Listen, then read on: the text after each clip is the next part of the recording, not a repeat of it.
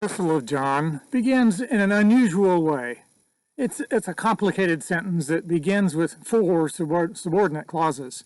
It's a long sentence, so we have to listen for a while until we find out what it's talking about. Here's how it begins.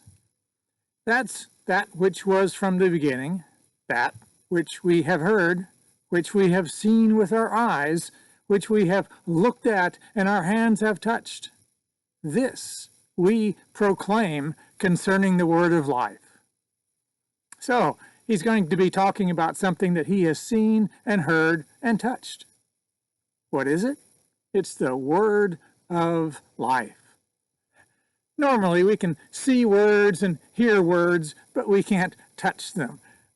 John is talking about a word that could be touched, a word that was from the beginning.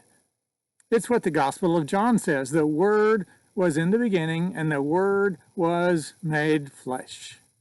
It's Jesus. In his letter, John is saying that he is an eyewitness of Jesus. He knows what he is writing about because he was with Jesus, seeing him, hearing him, touching him. He was there from the beginning of his ministry.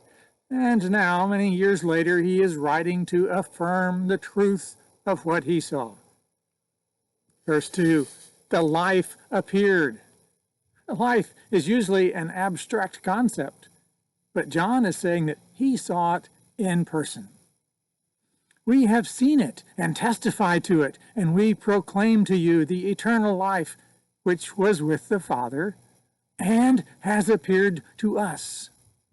He's talking about Jesus. He's developing the points bit by bit as he backs up and repeats himself, and each time adds a little more information. Now, it's not just life, but it's eternal life. It was in the beginning with the Father and was made flesh so that we could see it. This is the message he's writing about. Verse 3 says, we proclaim to you what we have seen and heard, so that you also may have fellowship with us. Here's a statement that tells us the purpose of the letter, so that we can have fellowship, or that you can have fellowship with us. Now, there are two possible meanings for this phrase. One is that we can have fellowship with each other. But the Greek can also mean that you, along with us, can have fellowship. And as the rest of the verse says, this fellowship is with the Father and his Son, Jesus Christ.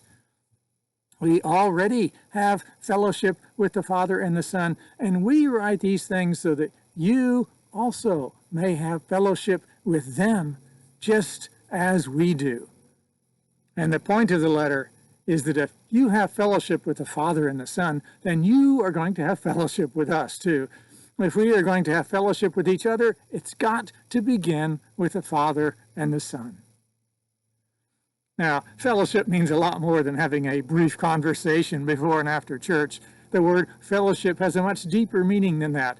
The Greek word is koinonia, and it is sometimes translated as sharing or participation or as having something in common.